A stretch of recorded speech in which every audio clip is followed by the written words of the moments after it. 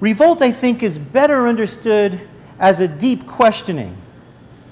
More a deep questioning than a certain answering. Less like ideology, more like philosophy. So following this, what I want to argue is for an understanding of the intellect of insurrection. And I don't want to do this to defend philosophy.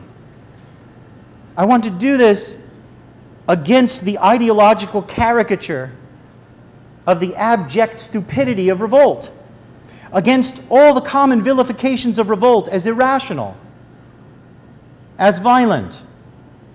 I think we have to understand revolt as the critical activity of an intellect at work, as a form of philosophy from below.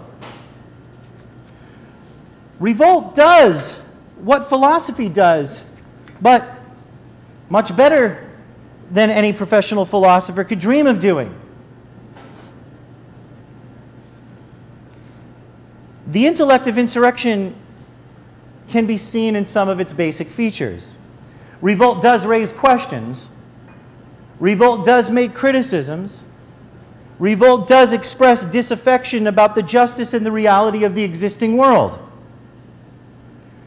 It calls for a different justice and a different reality, for some other state of affairs or states of affairs, for a new situation that can be imagined as both possible and desirable, even for a new situation as an ethical obligation. Like much good philosophy, which ignores the fact that so much of philosophy is not good, revolt presents positions that are marginal or invisible without it. Revolt puts questions on the table, raises questions that are not being widely asked without it. Revolt seeks to eliminate the invisibility of different logics. And like the best in philosophy, it's a dangerous intellectual activity. Even where revolt is not violent, it self-consciously risks various forms or consequences of violence. That's a tradition in philosophy that goes back to Socrates. Socrates, who found himself an enemy of the state for raising questions in the streets of Athens. Raising questions in the streets of Athens, the wrong questions at the wrong time.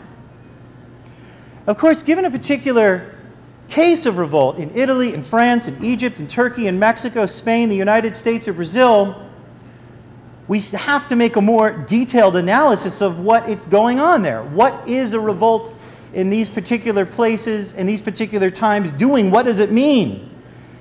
We can only go so far, and not very far at all, in speaking about revolt in generic terms. Locations and instances are not generic.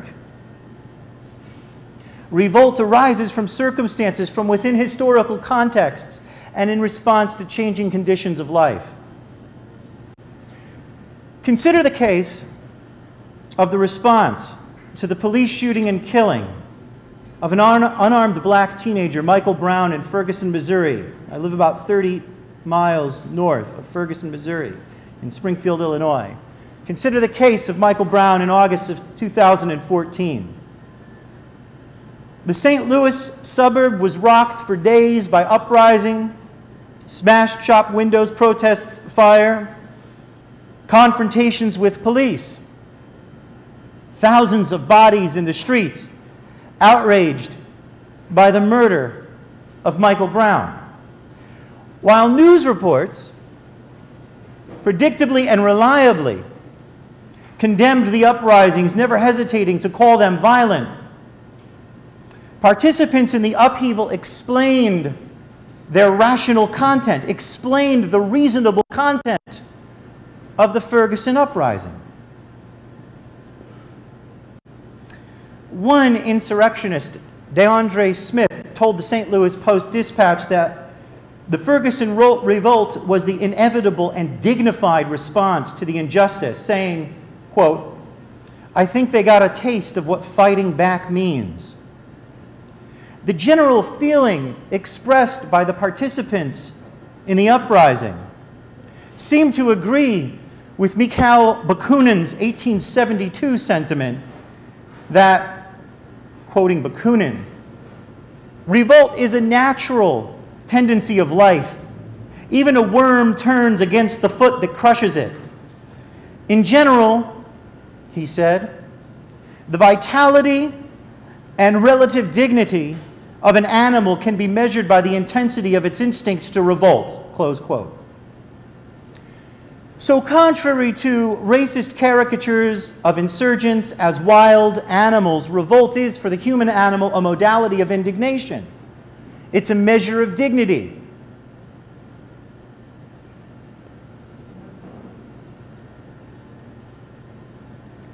Now here in Baltimore, I was inspired to see the publication of the 2015 Baltimore Uprising, a teen epistolary. Some of you, I think, have had it here. You've had it in the store. I have been unable to find it. Is it back available, the teen epistolary? Not yet. It was printed out at the time. It sold like wildfire. They reprinted it. It sold like wildfire. So the group that did it is actually working on doing something more, getting some more of that. I was greatly interested and remain interested in reading it, because it immediately seems a more promising guide to understanding the direct thinking, the communicative, the cognitive content of the Baltimore Uprising than, for example, to have it explained by professional thinkers. The model for the teen epistolary, which I have not yet seen myself, reminded me of the importance of that book that came out on AK Press, We Are an Image from the Future, that collected participant observation and commentary from the uprising in Greece in 2008. Professional thinkers, myself included, have to understand that we don't teach insurrection. We can only hope to learn from it. We can only hope to learn from it, to treat the uprising as a philosophical content, as a primary source material, as serious thinking in the streets. Our main mode of participation, and it's not the only mode, is to try to counteract certain discourses. Books, all behind me, written by intellectuals in various places around the world, professional thinkers. The store is full of them. They all deal in discourse. They all deal in thinking about discourses, different ways of thinking and speaking. So we have a kind of minimal role in that way. It's not necessarily decisive, but it does matter. Discourse matters. Consider, for example, how idiotic depictions of violence remain effective and reliable mechanisms for the total and immediate disqualification of the intellect of insurrection. That it's hard to get past the reactionary and idiotic depiction of the violence, to actually consider the content, the intellect, the philosophical activity. In 1919, Georg Lukács, Hungarian Marxist, criticized the capitalist tendency to only see violence as something outside the economy and law. Lukács observed that the capitalist society presents itself as the non-violent situation, presents its laws as the order of peace. And so by definition, anything that opposes the legal and economic reality is immediately singled out for the name violence. There is a problem there, because it makes it difficult for us to see the violence of everyday life. It makes it difficult for us to see other forms of violence. And I have to add something here in light of what has happened in the past 48 hours in the Paris attacks, which everybody knows is a catastrophic situation demanding condemnation. It is not our responsibility, though, to condemn the violence that is everywhere already and always being condemned. What about all of the other violence? Sometimes I teach a class at the University of Illinois on globalization, which is basically a semester-long demolition derby on so-called capitalist democracy. And invariably, always a student says, "But Gilman, Opalsky, where's the other side?" To which I say, "This is the other side. When you leave, the side you're asking for is already everywhere present." So there is a problem with which violence receives our moral indignation. And I am suspicious of the moral condemnation of some of the violence, especially when the condemnation is focused on communities that we most closely identify with. It's a problem of identification. When we get most upset about violence visited upon those people that we most closely identify with. But revolt, I think, does this work better, because it confronts the everyday violence of economy and law. It confronts the everyday violence that isn't singled out and named as violence. And it asks us,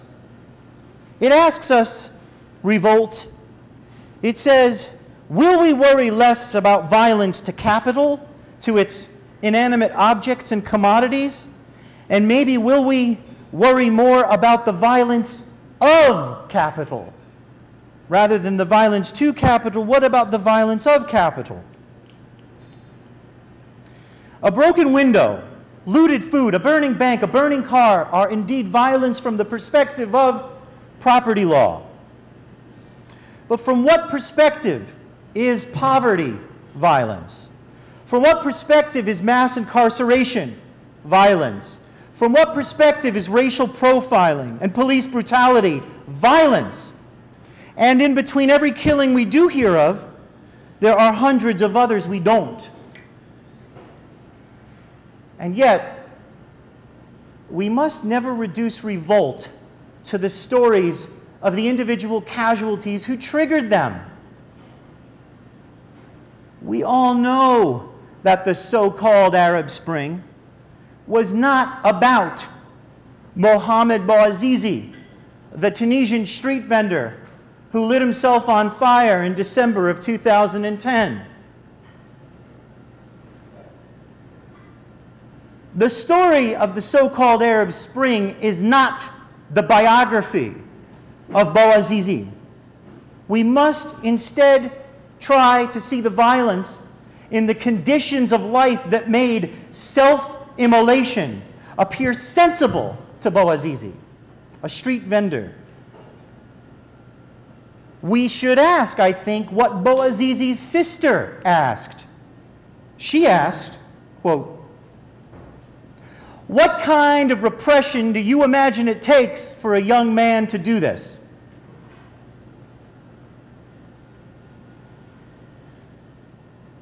Is it possible to take seriously the everyday violence that revolt opposes? Is it possible to think of uprising, riot, revolt, insurrection as an oppositional force to violence, as an oppositional force to the violence that we do not discuss or identify as such, And the real tragedy is that we do not discuss it not only because of racism, which is a huge part of the story, but we do not discuss it because we have become accustomed to accepting that violence, accepting the unacceptable, tolerating the intolerable. Can we only hear the demos when it speaks in ballots? Jacques Rancière's book, French philosopher, I don't know if this book is here in the store, but I saw some others.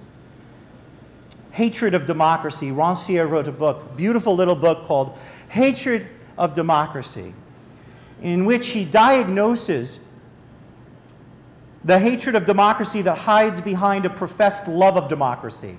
People speak about how they love democracy. They want democracy to flourish all around the world until the demos becomes active.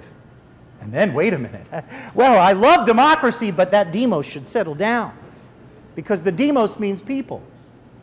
And it seemed to Rancière that one of the things that those who profess their love of democracy hate the most is an active demos. And so he diagnoses in that book how underneath the professed love of democracy is a visceral hatred of it. What I want to do, as I'm drawing to the conclusion here, is I want to propose a variation on Rancière's theme. I claim that those who condemn the revolts secretly love them. They condemn the revolts, but they're glad to see them. They're secretly glad to see them. The purported hatred of the violence of revolt conceals a special love for that so-called violence.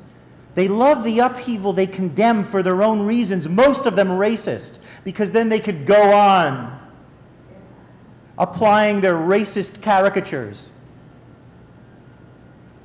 So they say, oh, that's terrible, that revolt. But secretly they love it because it functions as a vindication of their racism. If critics of revolt have any real fear of revolt, I don't think it's a fear of its violence, the one thing that they single out, pathologically fixated on. I think if they have any real fear of revolt, it's a fear of its abolitionist content. There's a long abolitionist history in this country. There's a long history of slave revolts. There's a long history of riots. Revolt today takes up unfinished business. Do you think that in 1965 in Watts, Los Angeles, the race problem was solved in America?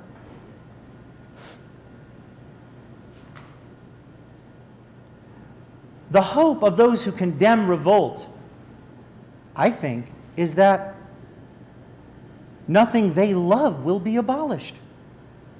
That the present state of things will be defended against every revolt. If they do tremble, perhaps they know. Revolt continues where previous revolt leaves off, in exactly the sense we opened with by discussing Deleuze and Guattari. When they said May 68 did not take place, what they meant was, just because you don't see it now doesn't mean it is gone and over. Let me tell you a story briefly that was very inspirational on this particular case. I moved from New York City to Illinois to take a job at the university. And I was able to go back to New York.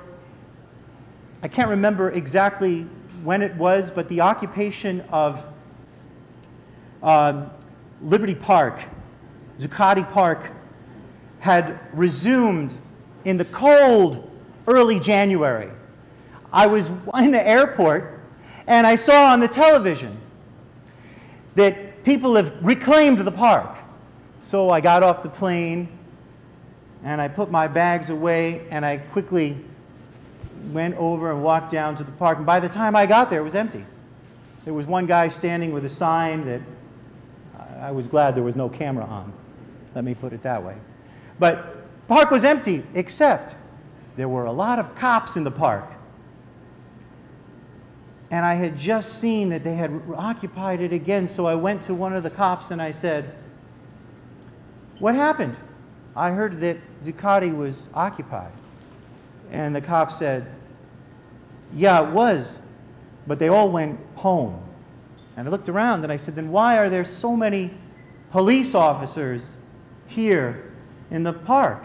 And he looked at me and he said, "Because sometimes they come back."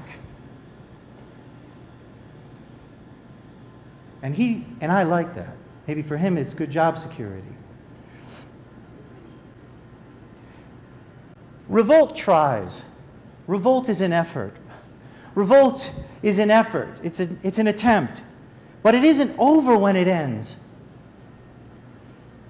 Revolt, I think, is a precarious process of world-making. A precarious process of world-making. It tries but doesn't know what will happen. It's an intermediary phase in the development of human liberation.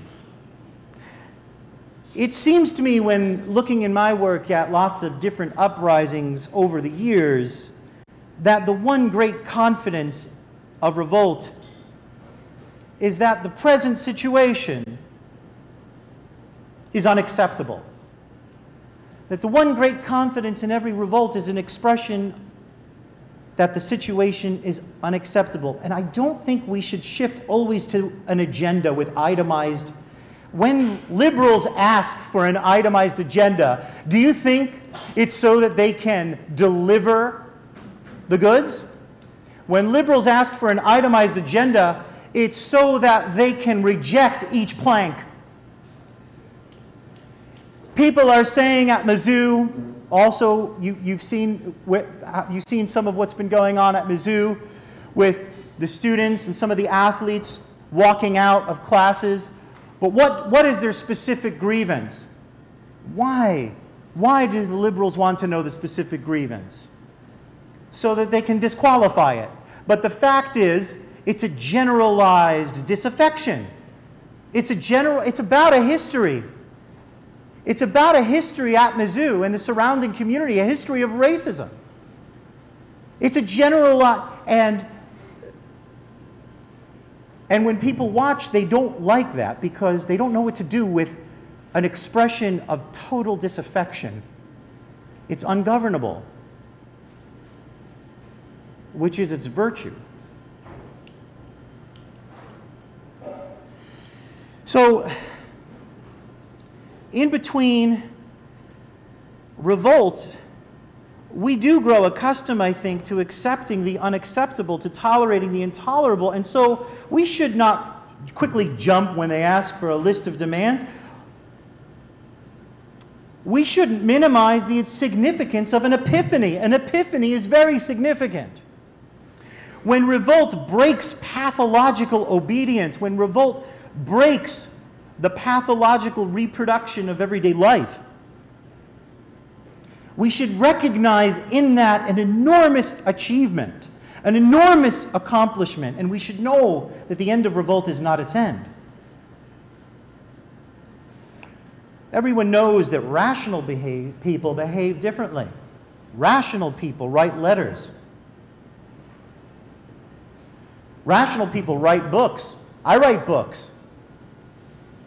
How many people read my books compared to how many people talk about an uprising? It's embarrassing, but that's how it is. Books are begging in this insane, highly compressed attention economy for 1 minute of focus. The words are begging for attention.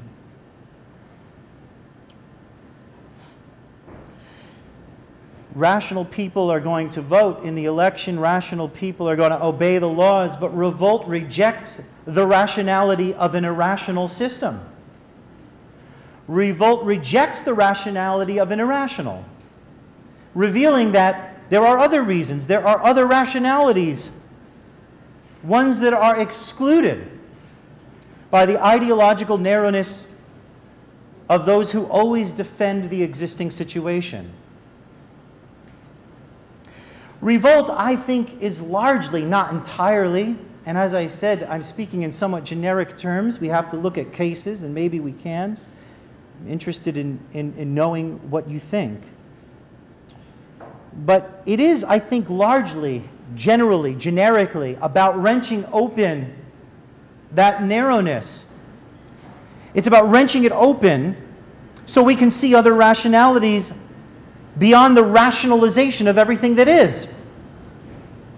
So that we can learn something from a different intellect. And that is true. Revolts teach us. They are teachers. Revolts are teachers. They are educators. They are philosophers.